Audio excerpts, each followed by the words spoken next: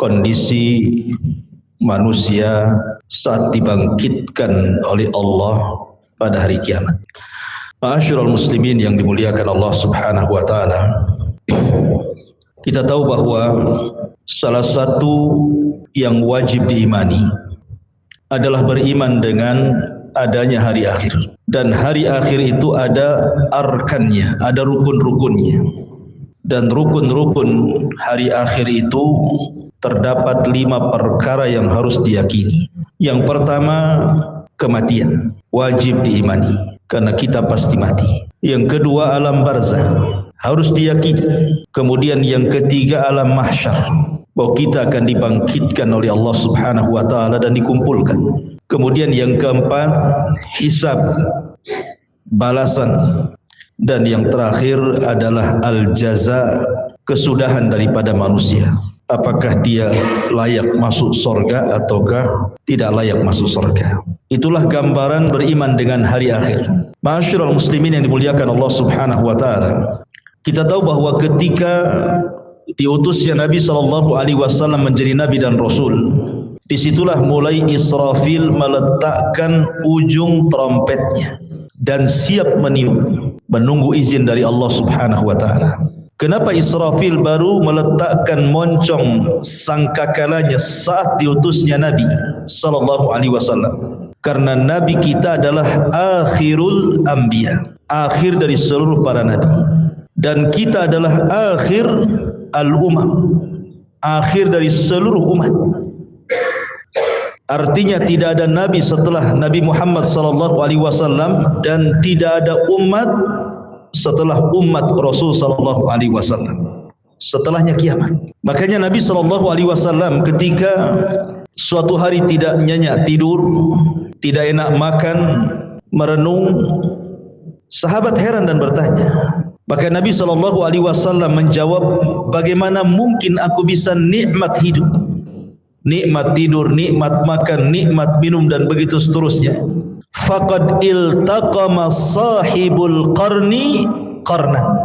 Sementara malaikat Israfil, pemilik sangkakala itu, siap meniupkan trompetnya.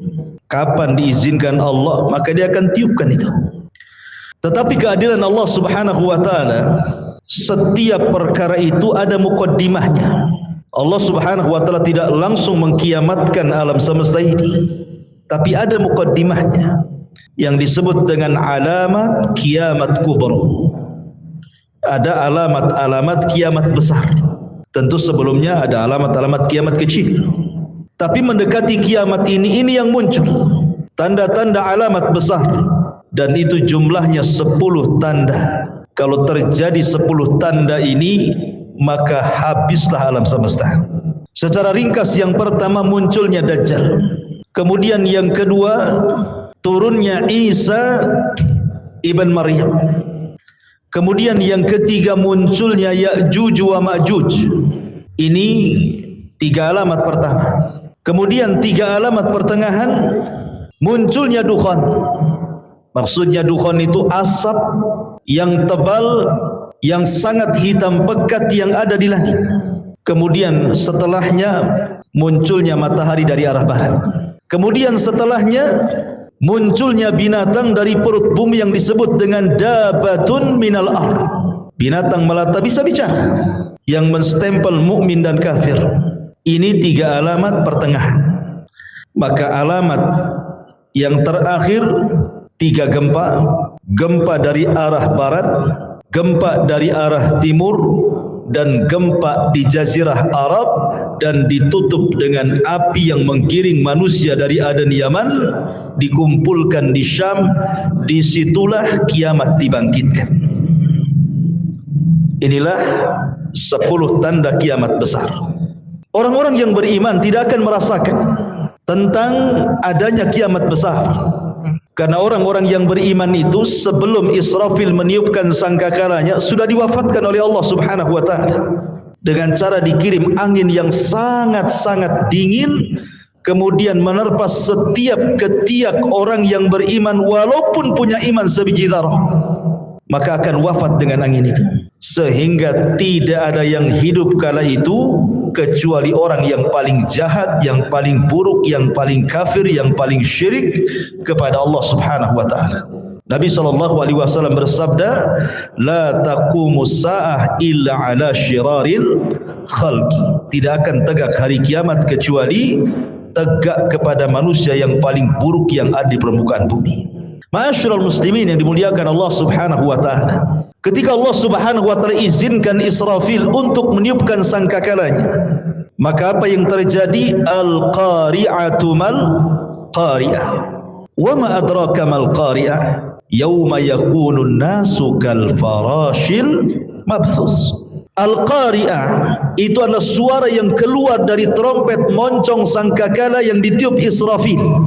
Itulah al-qari'ah, diambil dari al-qara, suara yang bisa memecahkan gendang-gendang manusia dan suara yang bisa mewafatkan semua manusia yang hidup kali itu. Maka sekali tiupan, dan itu menunjukkan kemurkaan Allah Subhanahu wa taala, karena tidaklah mungkin Allah menghancur-hancurkan alam semesta kecuali karena kemurkaannya. Maka kiamat itu karena kemurkaan Allah Subhanahu wa taala.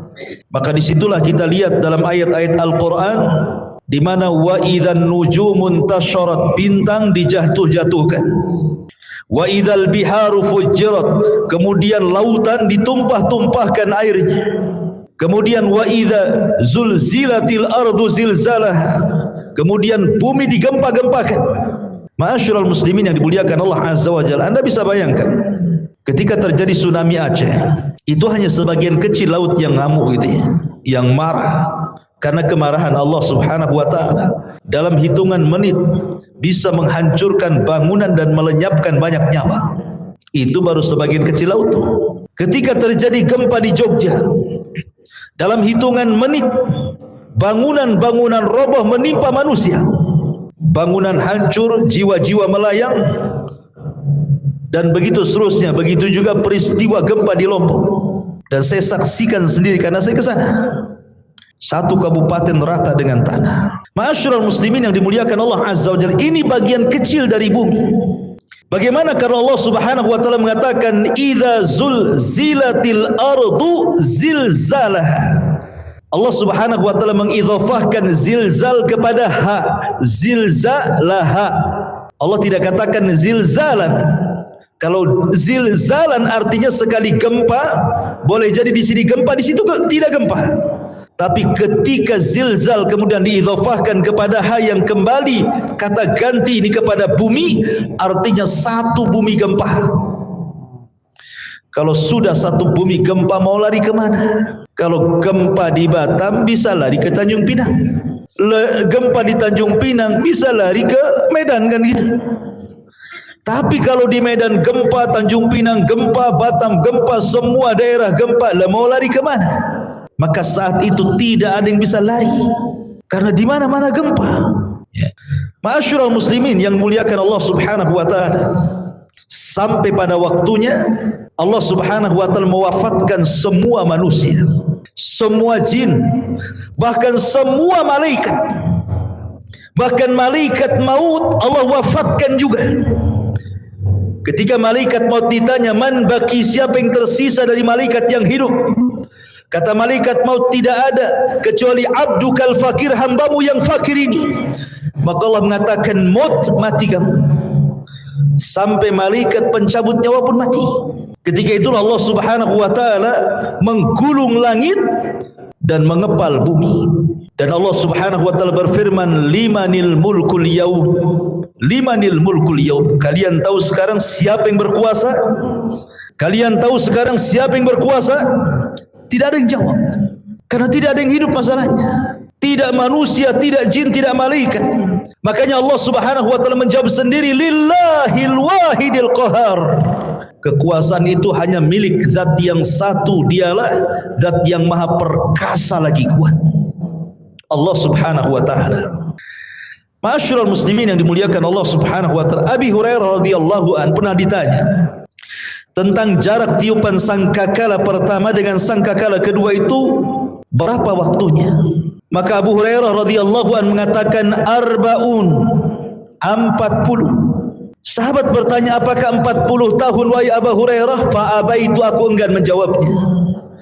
Apakah 40 bulan? Fa abaitu, aku enggan menjawabnya. Apakah 40 minggu? Fa abaitu, aku pun enggan menjawabnya. Apakah 40 hari? Fa abaitu, aku pun enggan menjawabnya. Pokoknya di angka 40. Bisa 40 hari, bisa 40 minggu, bisa 40 bulan, bisa 40 tahun, wallahu a'lam. Tetapi disitulah Allah subhanahu wa ta'ala menghancurkan alam semesta sehancur-hancurnya. Ketika Allah subhanahu wa ta'ala menghancurkan sampai bumi yang kita pijak ini Allah hancurkan, Allah berfirman, yauma tubaddalul ardu ghairal ardi. Ketika Allah subhanahu wa ta'ala ganti bumi yang kita pijak dengan bumi yang lain. Maknanya, ada sebagian ahli tafsir mengatakan maksudnya mengganti bumi dengan bumi yang lain itu zatnya, artinya keseluruhan bumi. Allah hancurkan dulu, baru Allah hamparkan. Ada juga yang mengatakan sifatnya. Tapi yang jelas bahwa bumi yang kita pijak ini menurut pendapat yang kuat wallahu alam dalam bentuk bulat, nanti pada hari kiamat sudah tidak bulat lagi, tetapi Allah hamparkan sebagaimana Allah mengatakan wal ardu muddat wa alqat ma fiha wa takhallat. Dan ketika itu bumi dihamparkan dengan bentuk yang sangat putih bersih dan seolah-olah tidak pernah ada orang maksiat di atasnya. Ma'asyiral muslimin yang dimuliakan Allah subhanahu wa ta'ala, disinilah manusia akan dibangkitkan dengan tiupan sangkakala Israfil yang kedua. Ikhwan, ketika kiamat dibangkitkan, tidak ada satu jasad manusia kecuali Allah hancurkan. Bagaimana Allah subhanahu wa ta'ala bisa membangkitkan dari jasad yang dihancurkan? Ternyata Allah subhanahu wa ta'ala tidak menghancurkan semua jasad saat kiamat dibangkitkan. Bahkan dari Adam alaihi salatu wassalam yang dikubur lebih dulu dibandingkan kita dan seluruh anak keturunannya, yang jumlah mereka tidak ada yang tahu kecuali Allah. Berapalah jumlah yang hidup di permukaan bumi sekarang ikhwan dibandingkan orang yang ada di kuburan? Tentu lebih banyak mereka. Mungkin jasad mereka sudah dimakan tanah. Tetapi Allah subhanahu wa ta'ala dengan kuasanya, ada satu jasad manusia tidak dihancurkan Allah subhanahu wa ta'ala. Bagaimanapun caranya. Apa itu? Tulang ekor manusia. Tulang ekor manusia walaupun kecil itu tidak akan dihancurkan walaupun dikiamatkan bumi ini. Kenapa? Karena dari tulang ekor itulah kita dibangkitkan oleh Allah subhanahu wa ta'ala. Jasad boleh hancur tapi tulang ekor tidak hancur. Jasad boleh hancur tapi ruh tidak hancur. Ruh tetap Allah subhanahu wa ta'ala letakkan di mana? Kalau ruhnya orang-orang yang beriman Allah letakkan fil illiyin, di tempat yang paling mulia, yang paling tinggi.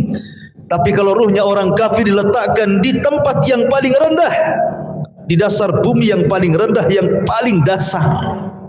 Lah ketika tiupan sangkakala yang kedua, Allah subhanahu wa ta'ala berfirman, wa akhrajatil ardu athqalaha, dan kami keluarkan beban-beban isi bumi ke permukaan. Wa alqat ma fiha wa takhallat, dan kami lempar beban bumi dan semua ada di permukaan bumi. Tentu setelah bumi diganti dengan bumi yang baru. Ini jasad, belum ada ruh. Dan bagaimana Allah subhanahu wa ta'ala bisa membangkitkan dari tulang ekornya? Dalam hadis yang sahih Allah subhanahu wa ta'ala mengirimkan hujan, karena asal kehidupan itu dari air. Dan kami jadikan air itu segala sesuatu bisa hidup, kan gitu. Wa ja'alnal ma' kulla syai'in hayyin.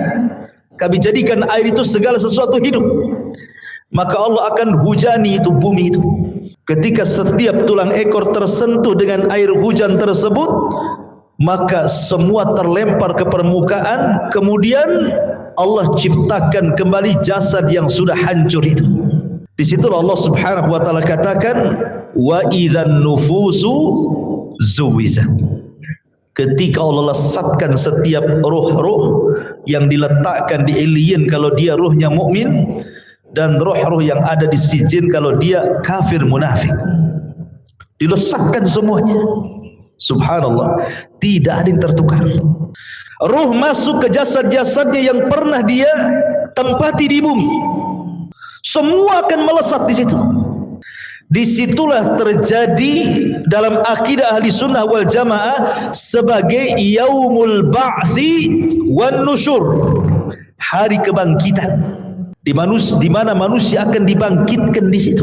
Bagaimana kondisi mereka dibangkitkan? Allah Subhanahu wa taala menyamakan kebangkitan manusia di padang mahsyar itu dengan dua binatang. Pertama dengan laron dan yang kedua dengan belalang. Adapun dengan laron, Allah Subhanahu wa taala berfirman, Al-qari'atu mal qari'ah wa ma adraka mal qari'ah yauma yakunu an-nasu kal farash.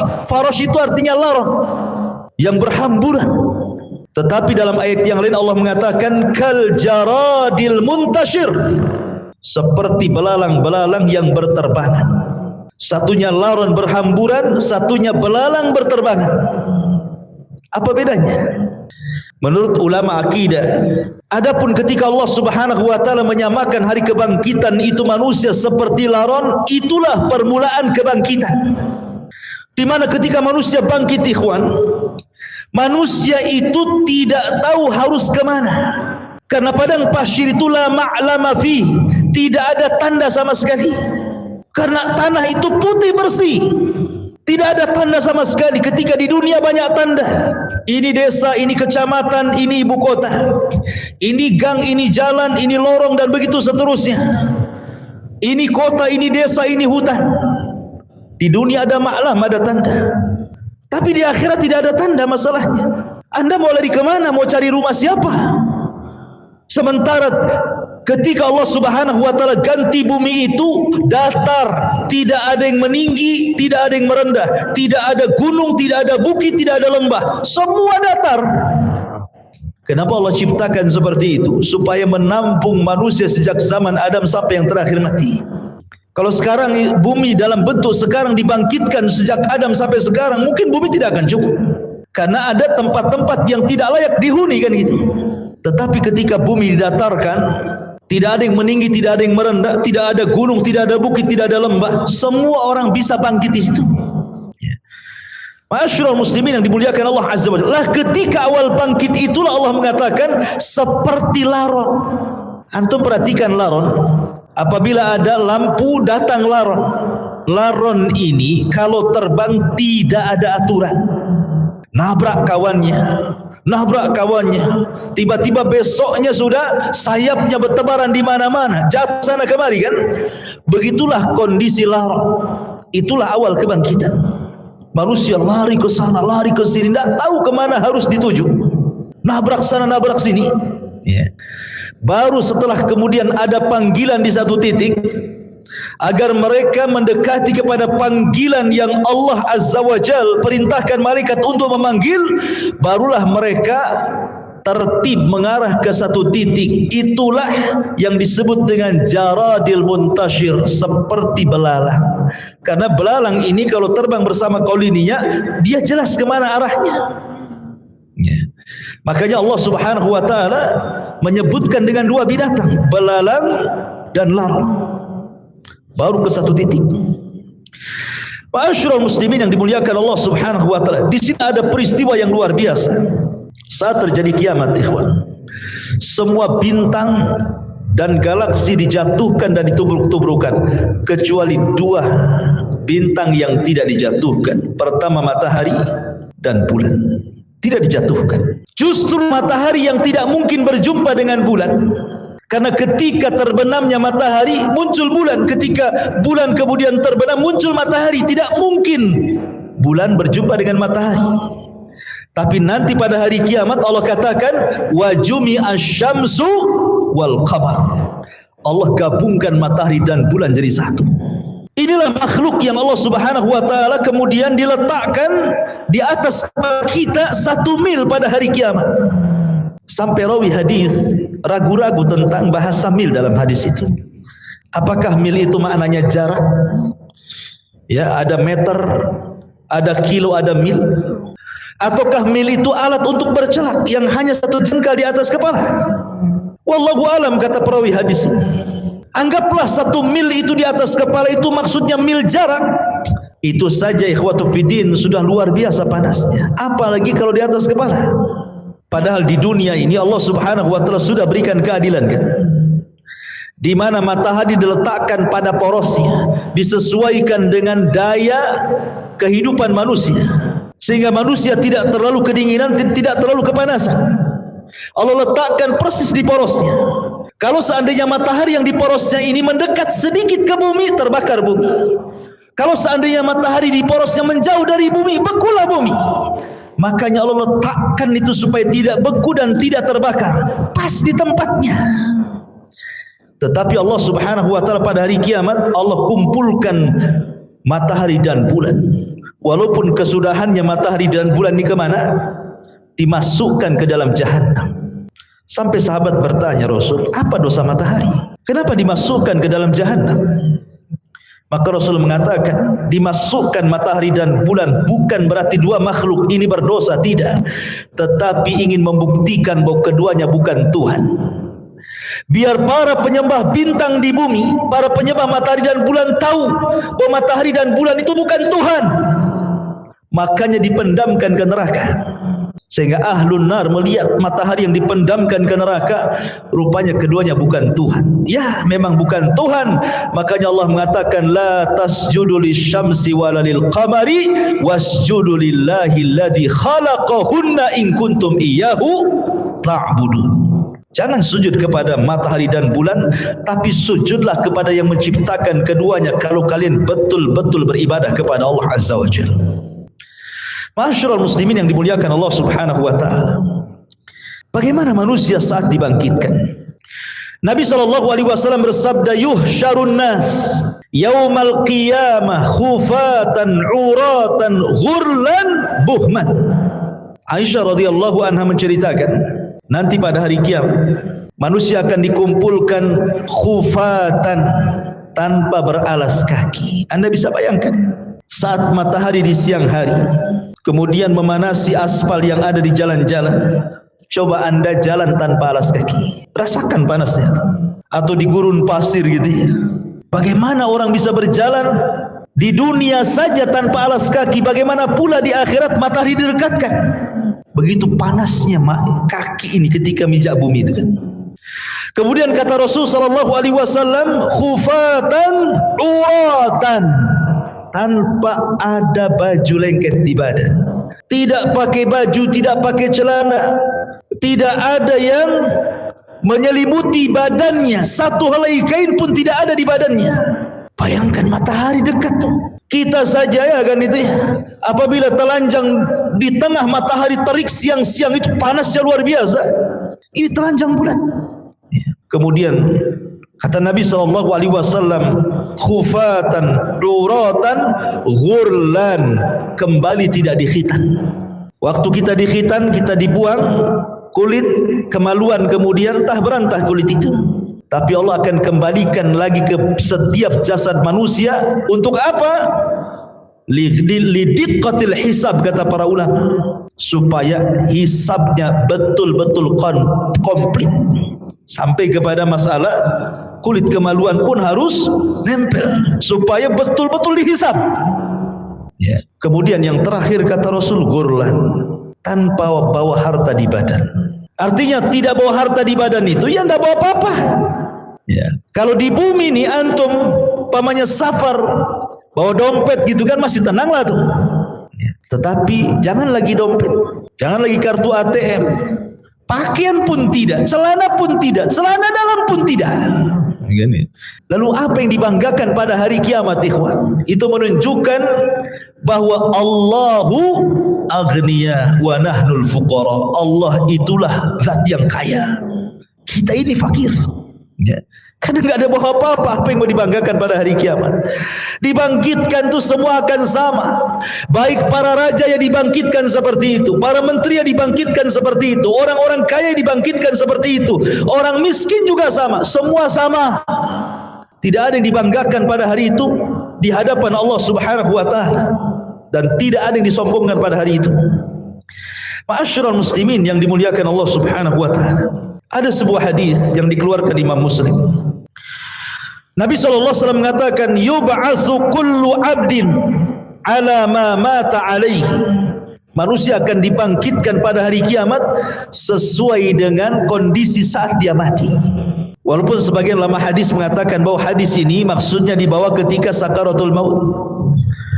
Bahwa manusia itu saat kematiannya disesuaikan dengan kebiasaan hidupnya, gitu maksudnya. Kalau kebiasaan hidupnya dia baik, insya Allah akan diwafatkan dengan cara husnul khatimah. Kalau kebiasaan hidupnya jahat, bisa saja dia diwafatkan dalam su'ul khatimah. Tapi ada juga yang mengatakan dari kalangan muhaddithin bahwa hadis ini berbicara tentang kebangkitan. Manusia itu akan dibangkitkan sebagaimana saat dia mati. Makanya Nabi SAW kenapa ketika orang-orang yang haji itu yang masih menggunakan kain ihram kemudian qadarullah meninggal, kata Nabi SAW suruh dikafani dengan ihramnya kan, karena dia akan bangkit pada hari kiamat dan dia akan menggunakan pakaian itu sambil mengucap labbaik Allahumma labbaik.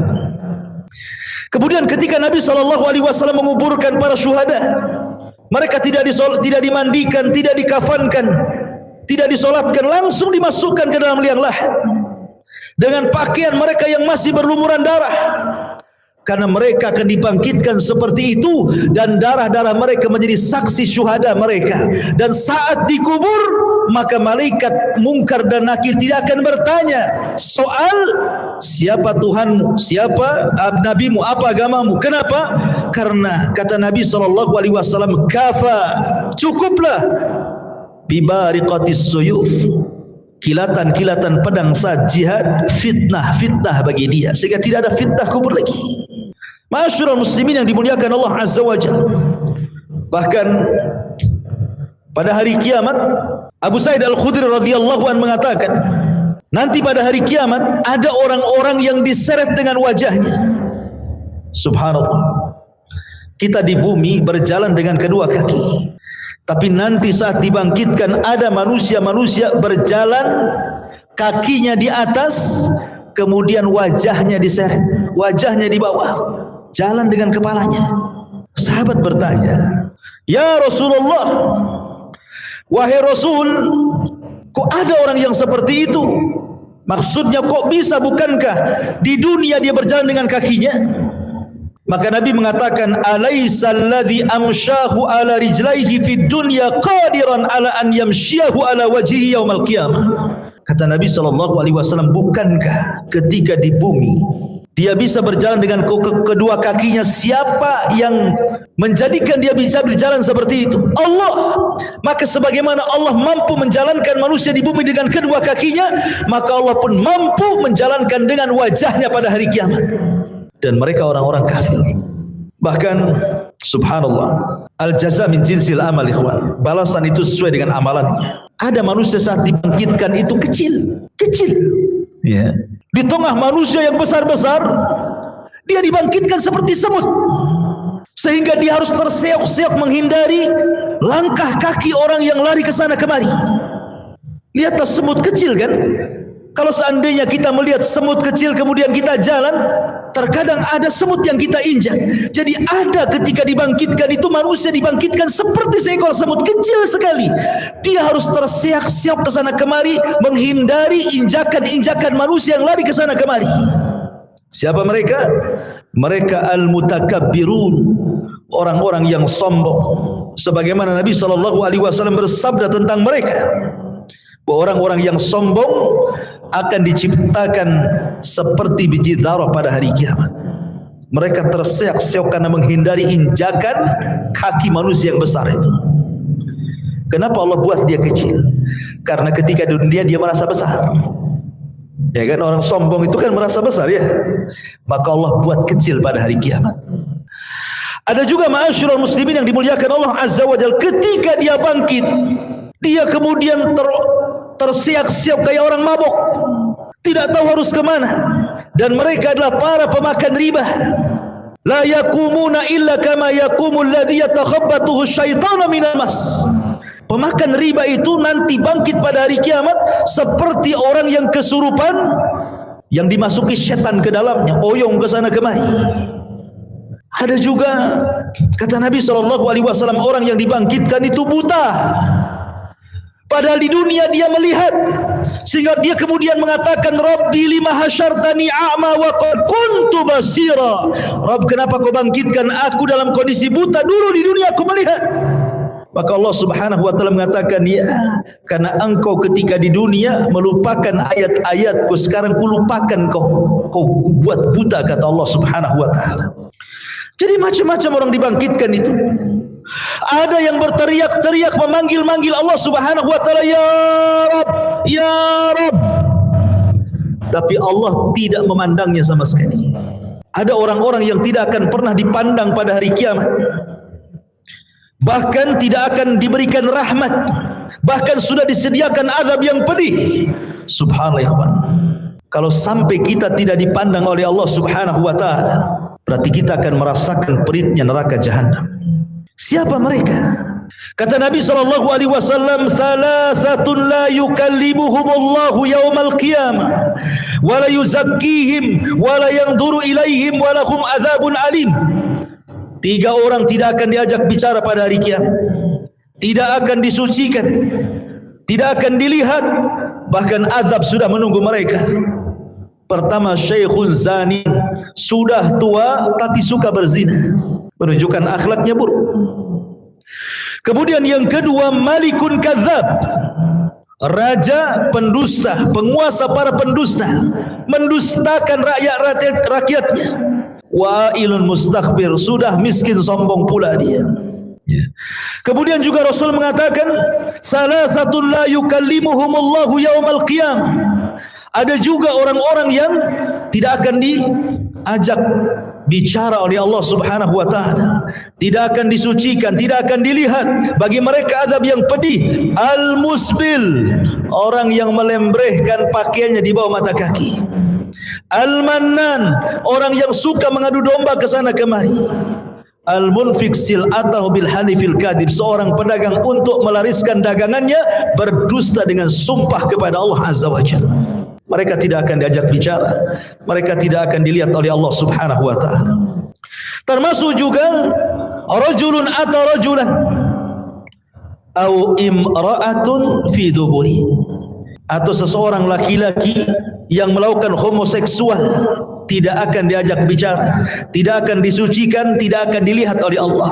Atau seorang laki-laki yang berhubungan lewat dubur istrinya, tidak akan diajak bicara, tidak akan disucikan, bahkan tidak akan dilihat oleh Allah Subhanahu wa taala. Termasuk juga imra'atun la tashkuru li zawjiha, istri yang tidak pernah bersyukur kepada suaminya.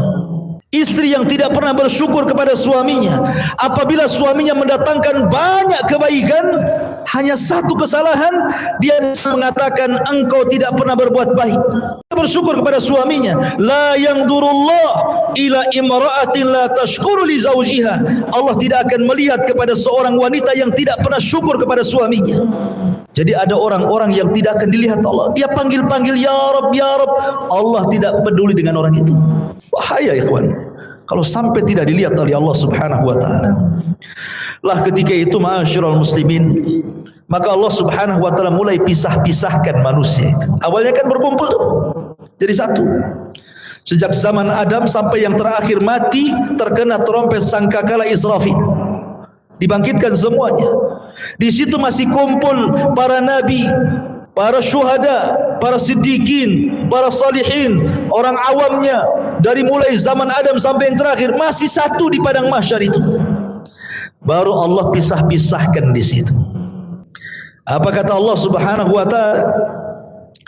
Kata Allah Subhanahu wa taala, "Hei, siapa yang di antara kalian ketika di dunia menjadi para pemimpin yang adil, keluar kalian. Kemari, berdirilah di bawah arsy Allah Subhanahu wa taala, kalian mendapatkan naungan."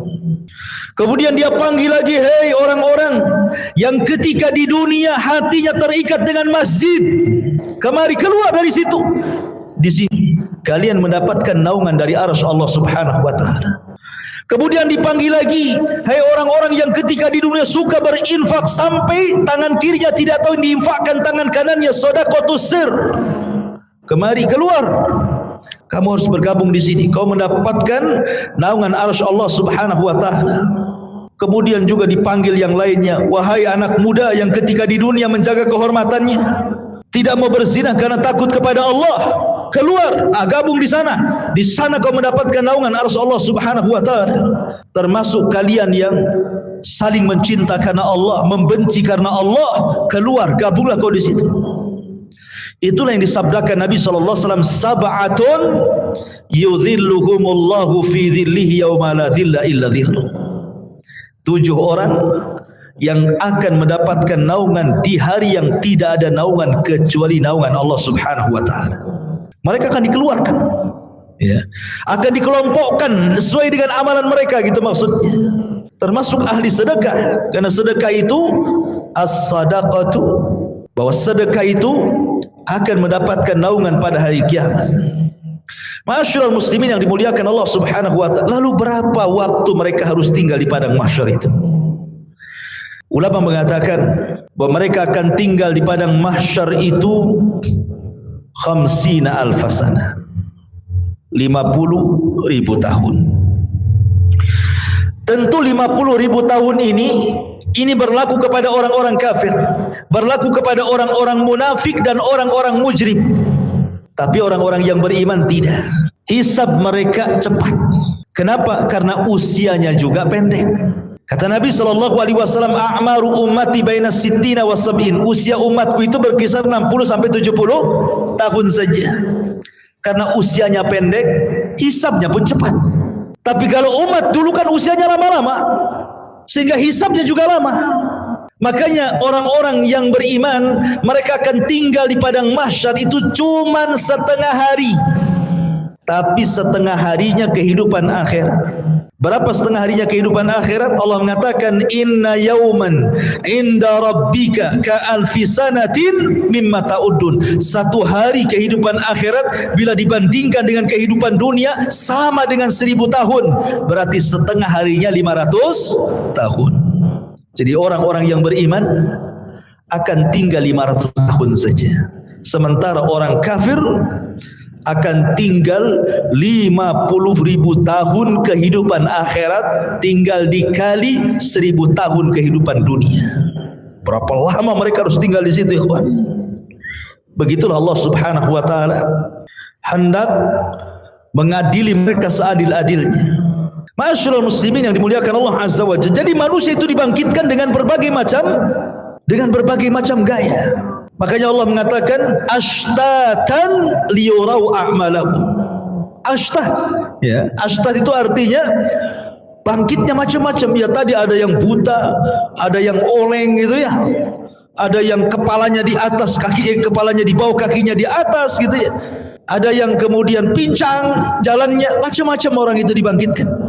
Kemudian habis itu dikelompok-kelompokkan, ahli sedekah dengan ahli sedekah, ahli Quran dengan ahli Quran, ahli solat dengan ahli solat, dan begitu seterusnya. Ma'asyiral muslimin yang dimuliakan Allah Azza wa Jalla, disinilah banyak peristiwa yang akan dilalui. Apa saja peristiwa setelah kematian itu? Kalau boleh saya singkat, nanti saya bentangkan sedikit. Yang pertama sudah saya jelaskan, kebangkitan. Yang kedua, hasyar, pengumpulan manusia di padang mahsyar. Kemudian yang ketiga, al-haud, telaga. Manusia akan minum dari telaga. Kemudian yang keempat, syafaat, syafaatul uzma. Orang meminta syafaat kepada para nabi. Kemudian yang kelima, dimulai hisab. Kemudian yang keenam, barulah kemudian diterbangkan catatan. Baru ada yang mengambil dengan tangan kanan, tangan kiri, dan di belakang punggungnya. Kemudian yang nomor 7, barulah ada mizan, timbangan. Kemudian yang nomor 8, barulah kemudian jahanam didatangkan, kemudian jembatan diletakkan di bawah jahanam. Di atas jahanam, bawahnya jahanam, itulah titian siratal mustaqim. Jisrun mamdudun fawqa jahannam. Sebuah titian, bawahnya jahanam. Kemudian manusia akan lewat di titian itu. Kemudian yang nomor berapa? 9. Manusia akan kumpul di kontor. Disinilah akan terjadi kisos. Tapi kisosnya sesama orang yang beriman. Tapi kalau kisosnya sesama orang kafir sebelum titian siratal mustaqim. Baru setelah di kontor, barulah mereka akan berjubel di pintu-pintu surga. Baru setelah itu tidak ada yang bisa membuka pintu surga kecuali Nabi SAW. Baik, kita urai sedikit. Tadi sudah jelaskan yang pertama hari kebangkitan, manusia dibangkitkan, kemudian dikumpulkan. Ketika manusia tertidur dan cukup lama, kemudian terbangun, pasti yang Anda rasakan akan merasakan haus yang luar biasa. Iya kan? Kalau tidur lama gitu kan, bangun pasti pengen minum. Seperti Anda juga pengen minum. Bismillah, minum dulu. Masya Allah. Jadi ketika mereka kehausan ini, maka mereka mencari air. Setiap para nabi Allah Subhanahu wa taala sudah berikan telaga. Likullin nabi haudun. Setiap nabi diberikan telaga. Dan telaga yang paling besarlah telaga Nabi kita Muhammad sallallahu alaihi wasallam. Maka umat Rasul sudah diarahkan ke masing-masing nabinya. Termasuk kita umat Islam diarahkan kepada telaga Nabi kita. Telaganya sangat besar. Airnya putih, lebih putih dibandingkan susu kata Rasul. Lebih manis dibandingkan madu. Dan satu kali minuman tidak akan haus selamanya. Dan tidak akan rebutan karena gelasnya sejumlah bintang yang ada di langit kata Nabi. Dan orang yang pertama dibolehkan minum, merekalah orang-orang Ansar dari kalangan sahabat Nabi sallallahu alaihi wasallam. Lah kenapa tidak Muhajirin? Bukankah Muhajirin adalah as-sabiqun al-awwalun? Mereka lah yang awal-awal masuk Islam, baru kemudian Ansar kan itu. Kenapa di akhirat orang yang pertama minum orang Ansar dulu baru Muhajirin, terbalik? Ya. Karena orang Ansar diberikan kesabaran ketika di dunia. Mereka tidak pernah mencicipi kekuasaan. Khulafaur Rasyidin semua dari Muhajirin. Abu Bakar Muhajirin, Umar Muhajirin, Uthman Muhajirin, Ali Muhajirin, Hasan bin Ali Muhajirin. Ganti ke kekuasaan kerajaan. Raja yang pertama Muawiyah ibn Abi Sufyan Muhajir. Runtuhnya Bani Umayyah, berdiri Bani Abbasiyah, semua dari Mekah Muhajirin. Semua kekuasaan itu dari Muhajirin. Orang Ansar itu tidak pernah jadi raja. Mereka jadi rakyat. Makanya kata Nabi SAW, sabarlah kalian. Kalian akan mendapatkan nanti raja-raja yang zalim. Boleh jadi mungkin yang menguasai kalian itu raja-raja zalim. Tapi kesabaran kalian akan mendapatkan hasil sampai kalian menemui aku di mana? Di telaga aku kata Nabi. Makanya mereka orang yang pertama minum. Orang-orang Ansar atau penduduk Yaman yang awal-awal masuk Islam, baik dari kalangan manusia atau kalangan jinnya. Ya. Baru setelah itu Muhajirin. Baru setelah itu para ulama. Baru setelah itu umumnya umat Rasul, sampai yang terakhir datang sekelompok umat Rasul hendak minum. Tiba-tiba dihalau para malaikat, tidak boleh. Nabi SAW kasihan dan mengatakan, ummati itu umatku, biarkan wahai malaikat, biar dia minum. Tapi kemudian Rasul diberitakan bahwa mereka tidak layak minum. Kenapa? Ya Muhammad, innaka la tadri ma ahdatsu ba'daka innahum ghayyaru wa baddalu. Wahai Muhammad, engkau tidak tahu apa yang terjadi sepeninggalmu. Mereka itu sudah merubah ajaran-ajaranmu. Mereka itu sudah menjauhi sunnah-sunnahmu. Mereka tidak layak minum dari telagamu. Makanya ulama mengatakan orang yang tidak akan minum dari telaga Rasul, pertama orang murtad, tidak akan minum. Yang kedua orang munafik, tidak akan minum. Yang ketiga orang yang mereka selalu menyelisih sunnah Rasul dari kalangan ahli bidah. Kemudian yang keempat, para al-murtakib al-kabair, orang-orang yang senantiasa terus melakukan dosa besar. Mereka tidak layak minum dari telaga Nabi SAW. Ya. Padahal ikhwan, meminum dari telaga Rasul itulah yang menentukan nasib kita saat di padang mahsyar. Karena ketika matahari didekatkan, kita merasa haus. Sementara Rasul mengatakan siapa yang meminum satu teguk saja dia tidak akan haus selamanya kan. Artinya bisa meringankan beban saat matahari didekatkan sebenarnya. Ya. Baru setelah kemudian mereka minum, ada yang minum, ada yang tidak. Kemudian mereka berkumpul lagi di padang mahsyar, dibiarkan oleh Allah Subhanahu wa taala.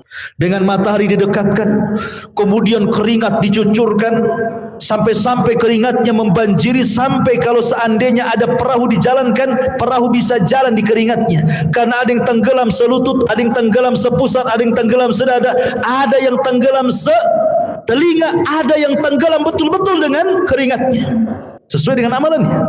Ya, ma'asyiral muslimin, ini menakutkan karena kumpulnya mereka saja sudah menakutkan. Kenapa menakutkan? Karena ketika di kuburan saja mereka sudah takut. Kan kalau orang-orang yang beriman masuk kuburan itu dibentangkan surga, ya kan? Ketika dia sanggup menjawab pertanyaan malaikat, siapa Tuhanmu? Allah. Siapa Nabimu Muhammad? Apa agamamu Islam? Allah akan mengatakan dari langit, an sadaqa abdi, hambaku telah benar. Kalau begitu, bentangkan pintu dari sorga, hantarkan makanan, hantarkan minuman, hantarkan pakaian, hembuskan angin dari sorga supaya wangi kuburannya. Kan itu artinya dia bisa melihat sorga di kuburan. Tapi orang kafir, munafik dan ahli dosa, ketika dia tidak sanggup menjawab apa kata Allah, sempitkan kuburan sesempit-sempitnya, kan itu. Kemudian bentangkan neraka di hadapannya. Makanya ketika kemudian terjadi hari kiamat, mereka sudah melihat neraka saat di kuburan tuh. Makanya mereka sudah ketakutan luar biasa. Dari situlah akhirnya kemudian ketika Allah biarkan saja di padang mahsyar seperti itu, mulailah orang-orang berakal di antara mereka datang kepada Adam. Ya Adam, anta abul bashar, kau ini bapak manusia. Isfa' lana ila rabbik, mintalah syafaat kepada Rabbmu. Ala tara ila ma nahnu fi, tidakkah kau iba kepada kami, lihat kondisi kami. Tapi Adam mengatakan tidak bisa, karena aku sudah pernah melakukan maksiat sehingga Allah murka, dan kemurkaannya tidak pernah terjadi sebelum dan sesudahnya. Sebaiknya kau kenuh saja datang kepada Nuh. Sama juga jawabannya. Kata Nuh, sebaiknya kau datang kepada Ibrahim. Sama pula jawabannya. Tidak bisa juga. Kata Ibrahim, sebaiknya kau datang kepada Nabi Musa. Musa pun sama. Bahkan kata Musa, sebaiknya datang kepada Isa. Jadi antara Adam, Nuh, Ibrahim, Musa, Isa, semua mengatakan nafsi, nafsi, urus diri kalian katanya. Kata Isa bin Maryam, sebaiknya kalian datang kepada Muhammad sallallahu alaihi wasallam. Maka mereka datang kepada Rasulullah. Baru Nabi SAW tidak menolak permintaannya dan mengatakan ana laha, kan ku coba terus. Maka Nabi SAW berangkat sendiri, kemudian mendekati arsy Allah, kemudian sujud di bawah arsy dengan sujud yang sangat lama. Kemudian Allah datang dan mengatakan irfa ra'saka ya Muhammad. Kata Allah Subhanahu wa taala, angkat kepalamu wahai Muhammad. Sal qul tusma, sal tu'ta, isfa tushaffa. Katakan kau didengar, minta kau diberi, mintalah syafaat, ku beri kau syafaat, kata Allah. Ini yang disebut dengan syafaatul uzma, syafaat khusus yang hanya diberikan kepada Rasul kita, tidak diberikan kepada para nabi. Dan orang yang paling bahagia dengan syafaat Rasul, kata Abu Hurairah radhiyallahu an, dalam hadis Abu Hurairah, Nabi sallallahu alaihi wasallam bersabda, as'adun nas bi syafaati man qala la ilaha illallah. Orang yang paling bahagia dengan syafaatku, kata Rasul, adalah orang yang mengucapkan kalimat la ilaha illallah. Tentu bukan hanya lisan, artinya orang yang menegakkan tauhid, tidak melakukan kesyirikan. Yang sekarang lagi merebak para perdukunan itu syirik-syirik semua tuh. Ya, jangan percaya kepada mereka. Kalau harus percaya kepada dukun, percayalah ke dukun urut, kan ini. Jelas-jelas ngurut dia kan. Nggak ada mantranya ya ngurutnya. Dukun bayi, ya kan. Kalau dukun santet nggak usah percaya. Dukun ramal apalagi, ya. Jadi ma'asyiral muslimin yang dimuliakan Allah Azza wa Jalla, setelah syafaat, apa yang terjadi? Setelah syafaat, ardul a'mal. Allah akan memperlihatkan amalan kita, ikhwan. Liyurau a'malahum. Allah akan perlihatkan amalan kita. Makanya ada hadis yang mengatakan, nanti pada hari kiamat akan didatangkan manusia membawa pahala sebesar Bukit Tihamah. Coba bayangkan. Bukit Tihamah itu besar. Ya, lebih besar daripada Uhud, cuman lebih kecil daripada Uhud. Cuman kata Nabi, nanti pada hari kiamat ada orang bawa pahala sebesar Bukit Tihamah. Diperlihatkan amalannya besar sekali. Tiba-tiba kemudian amalan itu dihilangkan. Gara-gara apa? Karena orang itu suka bermaksiat sendirian. Dia bermaksiat sendirian. Kok bisa maksiat sendirian? Nah, inilah ini alat maksiat sendirian dia. Nah, ini alat maksiat sendirian. Cukup saya dan handphone saja. Itu maksiat sendirian, dalam kamar sendirian, nyumpet apa antum ya? Entah lagi nyebar hoax di situ. Copy paste hoax, ya kan? Atau apalah yang dilihat di situ. Ya. Waktunya sholat masih sibuk aja situ kan. Ini maksiat sendirian. Nanti ada orang pada hari kiamat pahalanya sebesar gunung Tihama. Rupanya setelah diperlihatkan itu saja, tiba-tiba dihilangkan. Kemudian ditanya kenapa dihilangkan? Itulah akibat maksiat sendiri-sendiri, kesendirian tadi. Ada juga orang yang datangkan, Masya Allah, di dunia ahli sedekah. Ahli sedekah.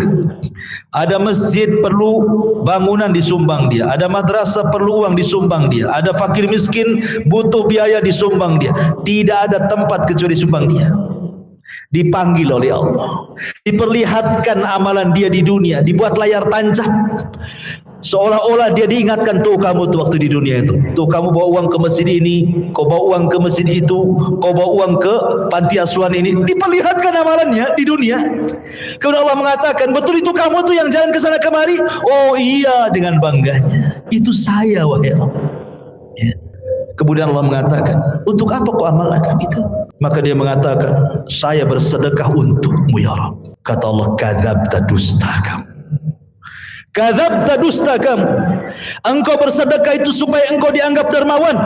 Engkau bersedekah itu supaya engkau dianggap pemurah. Engkau bersedekah itu supaya dipuji manusia. Kadzabta, dusta kamu. Oh, akhirnya malaikat bawa ini seret ke neraka. Didatangkan lagi para mujahidin. Kemudian diperlihatkan bagaimana saat jihad dia banyak membunuh musuh, akhirnya dia mati syahid. Diperlihatkan sama Allah itu, betul kamu itu? Oh iya, itu saya wahai Rabb. Apa yang melakukan? Ustushhidu fik, aku mati syahid karenamu ya Rabb. Kata Allah, kadzabta, dusta. Itu bukan. Kau ini perang hanya supaya orang menganggap kau pahlawan saja, kau pemberani supaya dikenang orang. Tidak. Kadzabta, dusta kamu. Seret, masukkan dia ke neraka. Didatangkan lagi orang pakar Quran, alim bil Quran. Sehari-harinya dia baca Quran, dia ajarkan Al-Quran, dia baca Quran, dia tegak kepada Allah dengan Al-Quran. Diperlihatkan, betul kamu itu yang semalaman salat dengan membaca Al-Quran? Oh iya, itu saya wahai Rabb, katanya. Untuk apa kau lakukan? Oh, qara'tu fikal Quran, aku baca Quran untukmu ya Rabb. Kadzabta, dusta kamu. Kamu membaca Quran itu supaya manusia menganggap kau qari, ahli pakar Quran, hebat dalam Quran, dan begitu seterusnya. Kadzabta, dusta kamu. Syaratkan neraka. Jadi ada orang-orang yang diperlihatkan amalannya, itu disebut ardul a'mal namanya. Baru setelah ardul a'mal masuk pada perkara hisab. Ikhwan, hisab ini mencakup pertama orang kafir, kedua orang munafik, ketiga orang yang beriman. Adapun orang kafir ada yang mengatakan tidak dihisab. Apa yang mau dihisab? Amalannya sudah lebur-lebur. Makanya Allah mengatakan a'maluhum karamadin istaddat bihi, amal mereka sudah habis, ludas di dunia saja enggak diterima. Lalu apa yang mau dihisab? Ada yang berpendapat tidak akan dihisab orang kafir, langsung ke jahanam. Tapi ada yang mengatakan tetap dihisab, hanya sekedar formalitas untuk menunjukkan keadilan Allah Subhanahu wa taala. Ya. Orang munafik lebih jahat dibandingkan orang kafir. Maksudnya munafik i'tiqad ya, bukan munafik amal. Apa bedanya munafik i'tiqad dengan amal? Kalau munafik i'tiqad itu zahirnya Islam, hatinya kafir. Jadi dia masuk Islam dengan badannya, keluar dari Islam dengan hatinya. Tapi kalau munafik amal ini masih muslim, dia hanya meniru sifat munafik. Kalau ngomong dusta, kalau janji khianat, itu munafik amal namanya. Beda ya. Dia tidak dikeluarkan dari Islam. Jadi munafik yang dikeluarkan dari Islam itu yang mendohirkan Islam, menyembunyikan kekufuran seperti orang-orang orientalis dan begitu seterusnya. Ya. Kan ada orang-orang misionaris yang ingin memurtadkan kaum muslimin, pura-pura masuk Islam kan itu ya. Adapun hisabnya orang-orang mukmin ada dua. Ada yang disebut dengan hisaban yasira, mudah hisabnya. Ada yang disebut dengan hisaban asira, sulit hisabnya. Apa bedanya? Kata Nabi SAW, hisab yang mudah itu, orang ini akan ditanya oleh Allah Subhanahu wa taala semua apa yang dilakukan dia di dunia, tetapi dia tidak diwajibkan untuk menjawab, hanya mengiyahkan saja. Betul kamu zina? Iya. Betul kamu rampok? Iya. Betul kamu ini? Iya. Betul kamu itu? Iya. Betul kamu sholat? Iya. Betul kamu puasa? Ya, gitu saja. Ya.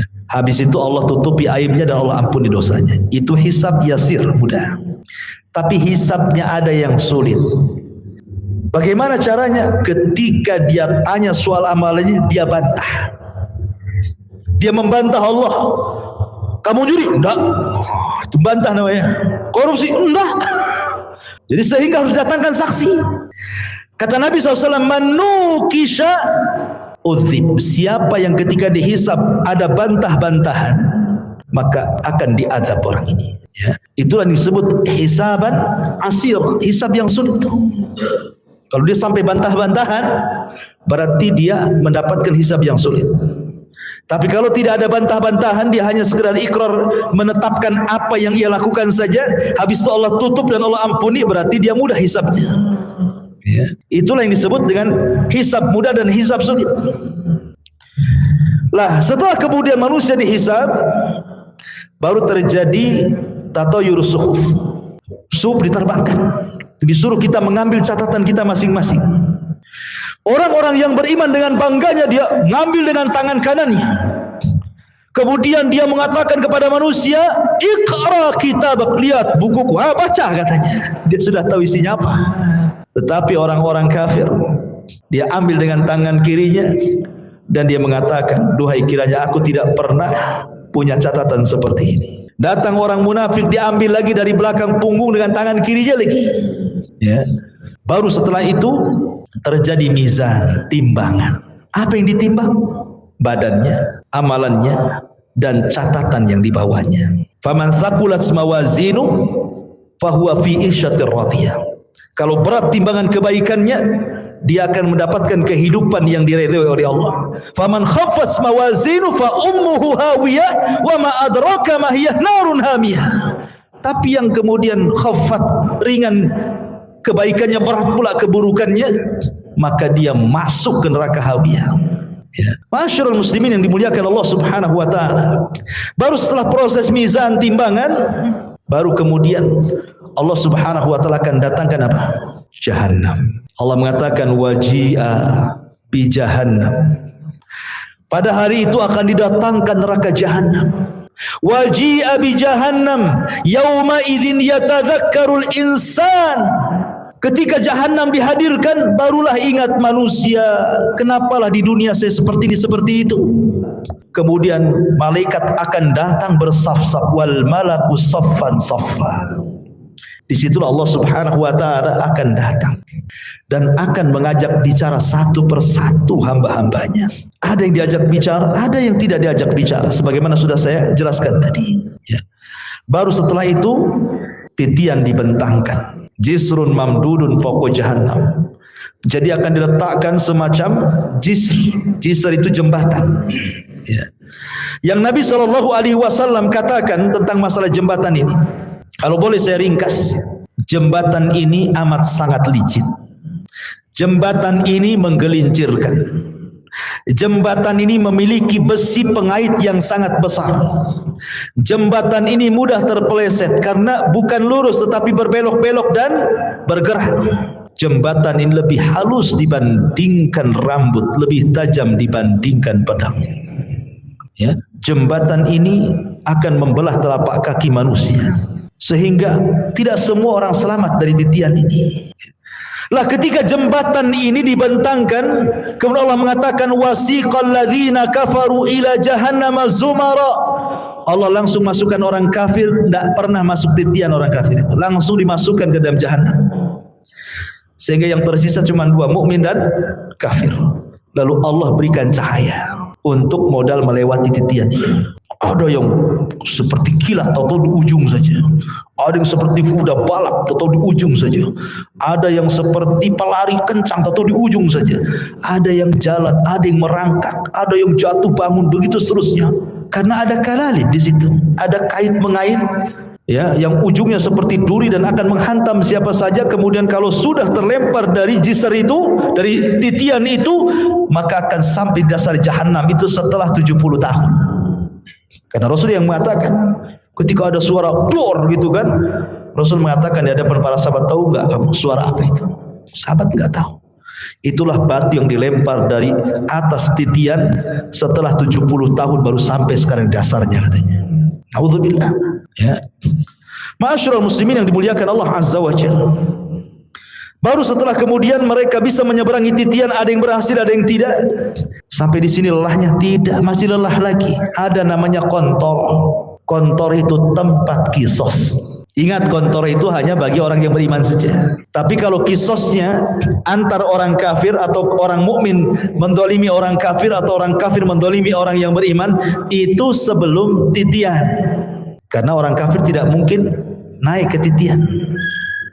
Jadi kalau ada orang Islam mendolimi orang kafir, terjadi kisos di sini. Kalau ada orang kafir mendolimi orang kafir, terjadi kisos di sini. Termasuk juga binatang akan dikisos. Sampai Rasul mengatakan, binatang yang bertanduk dengan binatang yang tidak bertanduk, yang ketika di dunia ditanduk sama binatang yang bertanduk, akan didatangkan tuh, dicabut tanduknya, kemudian diletakkan ke yang tidak bertanduk. Allah mengatakan, tanduklah dia sebanyak dia menanduk kamu di dunia. Disaksikan oleh manusia itu kisos kepada binatang itu, semua akan dikisos. Ya. Yang buaya makan kambing gitu ya. Kemudian harimau makan kancil, semua akan terjadi kisos. Tapi selesai kisos, selesai hisab, apa kata Allah? Kuni turaba, jadilah kalian tanah. Maka binatang-binatang itu semua jadi tanah. Orang-orang kafir menyaksikannya, tiba-tiba mereka mengatakan, ya laitani kuntu turaba. Duhai kiranya aku jadi tanah seperti binatang itu, kata. Mungkin tidak, mustahil. Ya. Lah ini kalau kisosnya di sebelum titian ini bagi orang-orang kafir, sementara kisosnya orang-orang yang beriman setelah titian. Inilah yang dikenal dalam hadis Nabi SAW sebagai hadis muflis namanya. Hadis orang bangkrut. Kata Nabi, atadruna mal muflis hadil ummah? Tahu enggak kamu orang bangkrut di antara umatku ini? Sahabat ya polos saja, orang bangkrut ya orang gulung tikar, usahanya kolab, enggak punya dinar, enggak punya dirham. Oh, itulah orang bangkrut katanya. Kata Nabi, bukan. Orang bangkrut itulah orang yang datang dengan pahala salat, pahala puasa, pahala zakat, pahala-pahala lain-lainnya. Di satu waktu dia pernah mendolimi si fulan, mencaci maki, memukul si fulan, menumpahkan darah si fulan, mengambil harta si fulan, dan begitu seterusnya. Di sini terjadi antara barter pahala dan dosa. Jangan ke situ dulu kamu, sini. Dulu kau memukul saya. Mana pahalamu? Diambil pahalanya. Mau pergi lagi ke pintu surga, tunggu dulu. Dulu kamu mencaci maki saya. Sini pahalamu. Berangkat lagi, tunggu dulu. Dulu kau yang menginjak kaki saya. Tunggu dulu. Akhirnya banyak orang yang minta pahala dia, habis pula pahalanya. Ketika habis pahalanya, masih ada juga. Ingat gak? Dulu kau yang ambil uang saya. Sini pahalanya. Saya tak ada pahala. Tak apa kau tak ada pahala. Aku punya dosa. Nih dosaku ambil. Gitu kan? Datang lagi. Dulu kau pernah menzalimi saya. Mana pahalamu? Tidak punya. Nggak apa-apa. Nih dosaku ambil. Bayangkan coba. Makanya Rasul mengatakan orang ini disebut orang bangkrut. Kalau ibarat pedagang itu modal habis, hutang pula numpuk. Orang ini habis pahalanya diberikan orang, dosa pula ditanggung dia, itu maksudnya ya. Makanya disebut bangkrut orang ini. Kalau masih tersisa pahalanya, ada kesempatan masuk surga. Kalau tidak, dicemplungi lagi ke neraka. Di sini terjadi kisos, ikhwan, antara orang yang beriman. Bahkan yang mengeri adalah kisosnya pembunuhan.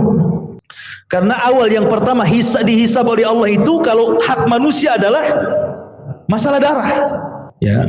Dan itu ketika proses hisab itu, Yang pertama kali hak manusia adalah darah, tapi kalau hak Allah salat. Yang pertama dihisab kalau hak Allah adalah salat, tapi kalau hak hamba masalah darah.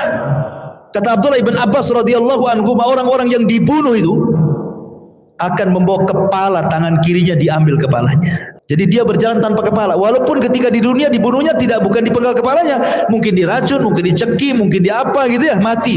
Tapi nanti pada hari kiamat orang-orang yang dibunuh tanpa kepala berjalan menghadap Allah dan tangan kirinya membawa kepalanya sambil bercucuran darah di lehernya.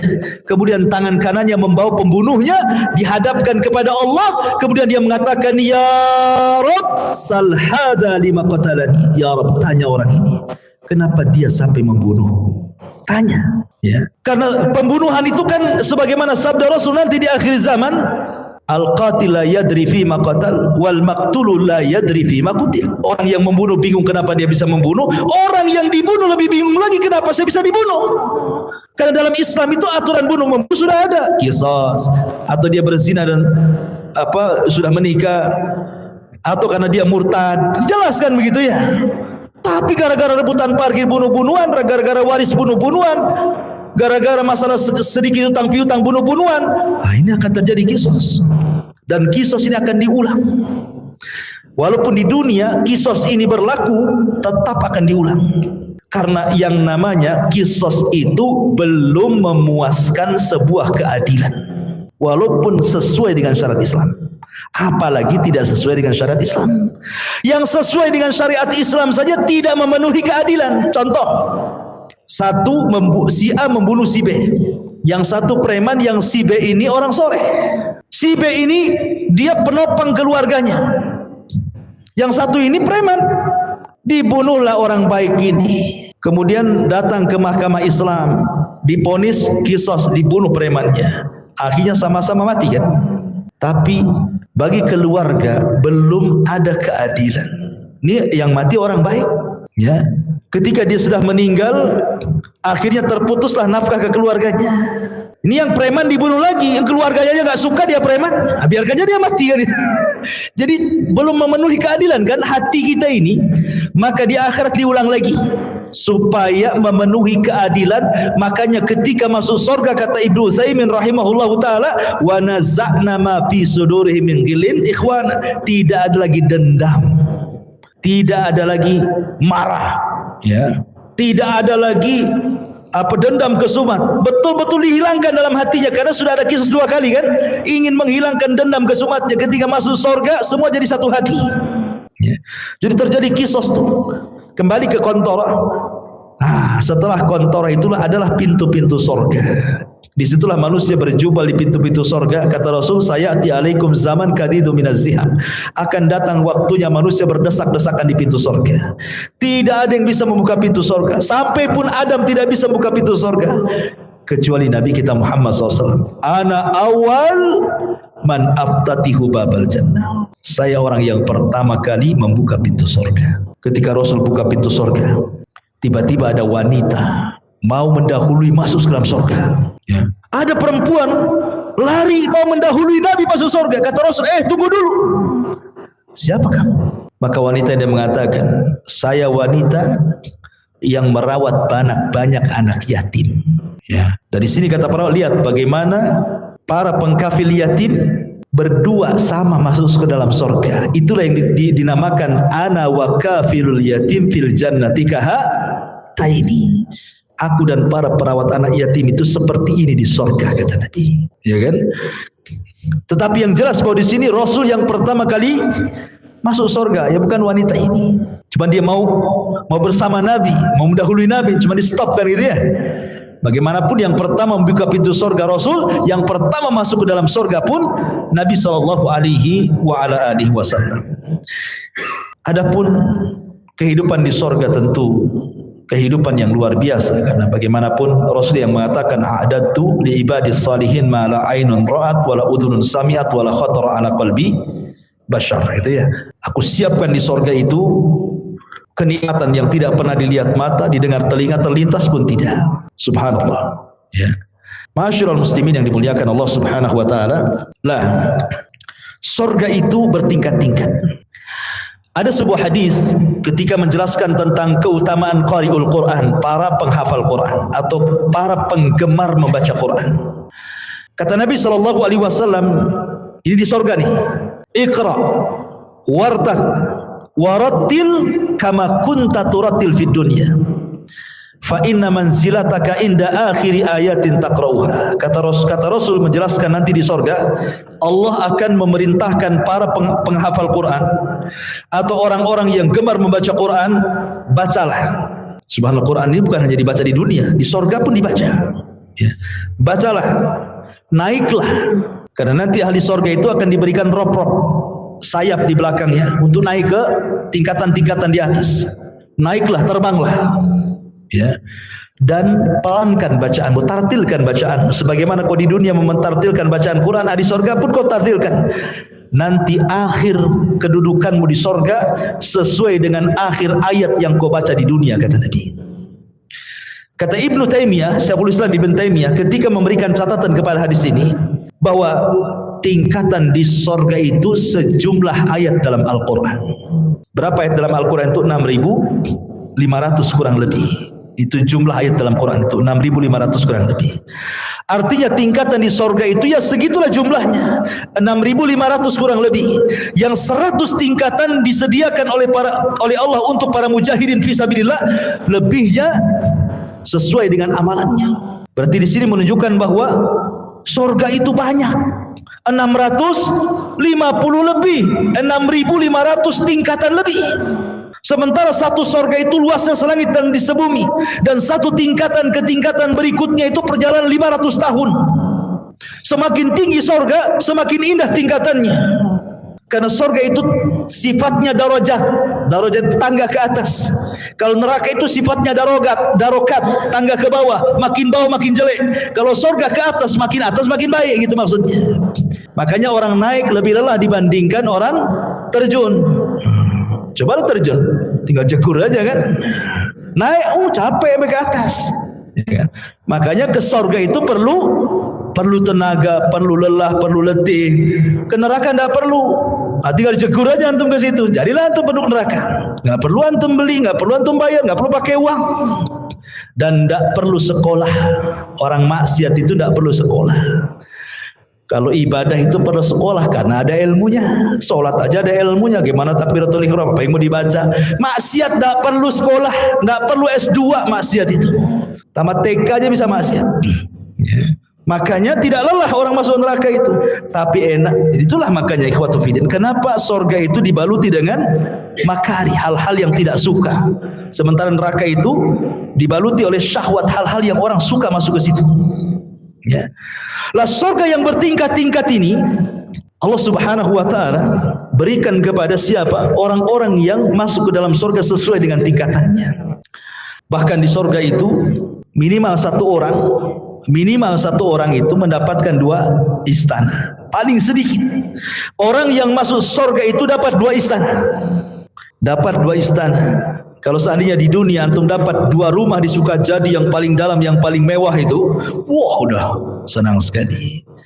Tapi sayang rumah di Sukajadi nggak seberapa dibandingkan rumah di surga. Cuman karena nggak kelihatan, makanya malas untuk bangun rumah di surga. Maunya di dunia saja karena nampak gitu ya. Lah jadi paling sedikit orang masuk surga itu, setiap orang mukmin masuk surga minimalnya 2 istana Allah berikan. Kenapa? 1 istana solid milik dia, 1 istana itu milik orang kafir yang masuk neraka, diwariskan kepada orang yang beriman. Tilkumul jannah uristumuha, itulah surga yang diwariskan kepada kamu. Jadi minimalnya 2. Dan Allah mengatakan waliman khafa maqama rabbih jannatan. Bagi yang takut kepada Rabbnya maka dia Allah berikan 2 sorga. Tapi kita bisa lebih daripada hanya 2 istana. Bahkan setiap hari antum bisa menambah istana itu dengan mudah. Kata Rasul, barang siapa yang membaca qul huwallahu ahad Allahus samad lam yalid walam yulad walam yakul lahu kufuwan ahad 10 kali dalam sehari semalam, banallahu lahu baitan fil jannah. Allah akan bangunkan antum istana di surga tanpa modal. Cukup baca qul hu 10 kali. Modal? Tidak. Modal ngomong saja. Kalau antum bangun rumah, sak jelek-jelekan di kos-kosan, keluar uang pondasi, uang bata, uang batu, uang semen, uang spandek, uang keramik, macam-macam. Cukup kulhu 10 kali jadi itu istana di sorga. Tapi baca kulhu aja malas, ya kan? Karena nggak nampak masalahnya. Coba kalau seandainya saya kasih rumah antum, nggak usah diskon jadi, tiban kampung 1, ya. Tapi kulhunya jangan 10. 5.000, wow, langsung pada daftar tuh biasanya. Siap Ustaz, 5.000 kulhu, baca kulhu. Yang penting dapat rumah. Itu di dunia ya kan. 5.000 kulhu dia baca loh. Ini tidak perlu 5.000 kulhu, 10 saja dapat loh di sorga. Tidak mau baca juga. La haula wala quwwata illa billah. Jadi itulah memang namanya keimanan kepada yang gaib, itu memang perlu keyakinan. Makanya kenapa dalam awal surah Al-Baqarah itu ciri orang yang bertakwa itu pertama kali beriman dengan gaib. Ya, yang gaib itu harus diimani. Sebab kalau tidak beriman yang gaib, ya tadi akhirnya nggak yakin dengan sorga.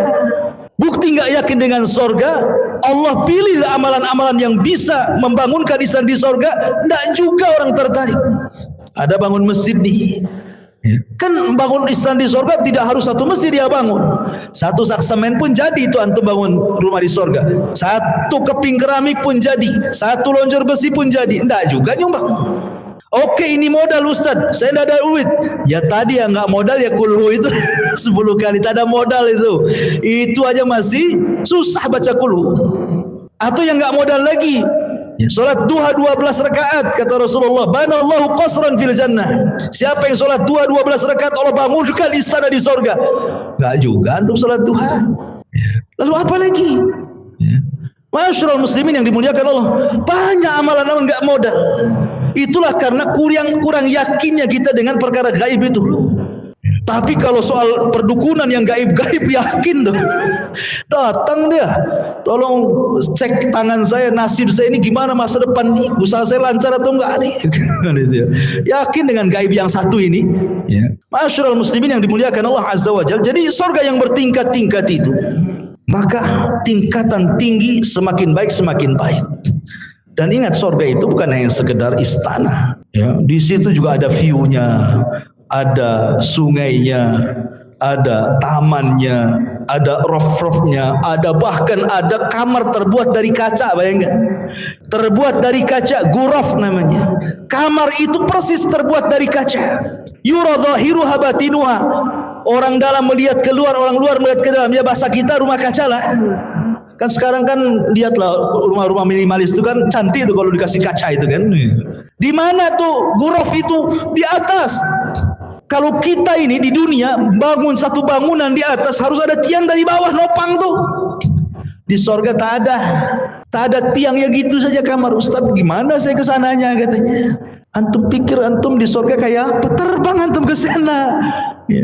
Karena semua binatang di sorga itu, jangankan kita, binatang di sorga semua terbang. Makanya bahasa Quran itu lahmi tair. Tair itu artinya burung. Ya, daging burung gitu ya. Jadi semua binatang itu kata para ulama terbang di sorga itu. Tidak ada binatang melata kayak di bumi itu berjalan tidak ada, semua terbang. Antum aja terbang. Ya.